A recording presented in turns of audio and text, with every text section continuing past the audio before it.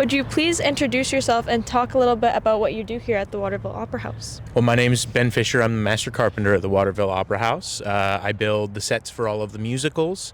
I'll do some maintenance around the building from time to time, help load concerts in and out, and sometimes with touring shows, I'll even help them repair or make adjustments to their set pieces or sound pieces that they bring on the stage.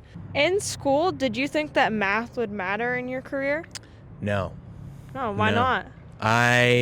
When I was in school, I kind of looked at math as sort of just puzzles, I guess. I didn't really know how they would be applied in real life situations, and I was completely wrong. Yeah. So building off of that, because you didn't think you were going to use math, how do No. you use math now in work? I use math nonstop, specifically in terms of measurements and fractions. When it comes to being the master carpenter of a certain place, specifically in terms of building sets, you're looking at designs with specific measurements, but those designs are really only showing you what they want it to look like. You're seeing what the audience is going to see. You're not seeing the pieces that go behind it. So there's a lot more math in terms of, what's this shape supposed to be looking like? What are the angles? Are these arches pointed, and how tall do these arches have to be? Does this platform have to maintain weight or roll? What direction is it going? What is the angle or curvature of a platform or stage or ramp? There's so much more that you have to think about mathematically in order to make a safe, practical, and visually interesting set piece than you would imagine. So could you share an example of where your mathematical style has helped you solve a problem or make a decision or even do your job better here? Absolutely.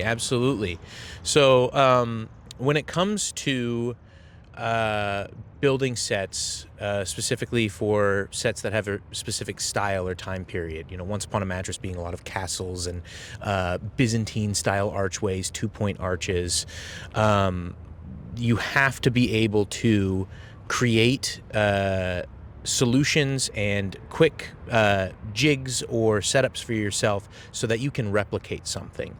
I use that with a level, rope, and screws, using the screws as certain points that I've measured out and dragging that line so that I know I have a guide. And I'll often take or route pieces of material into templates that I know are specific measurements that are very precise, down to 3/4 of an inch, 3/8 of an inch.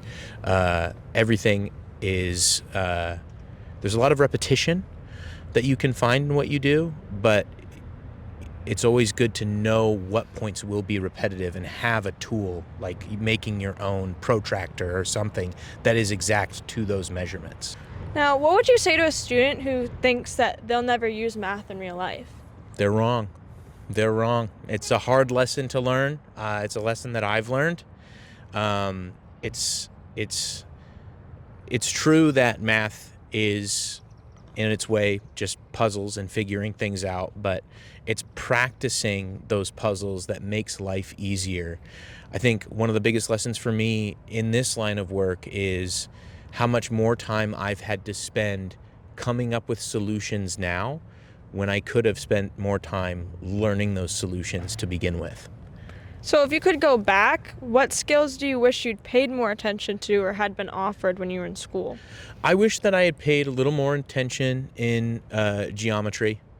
When I took Algebra 1 and 2, I also wish I had a little more focus there. Fractions are crazy important. I think as a kid, those were my least favorite, and those are what I see the most in the line of work I have. Yeah.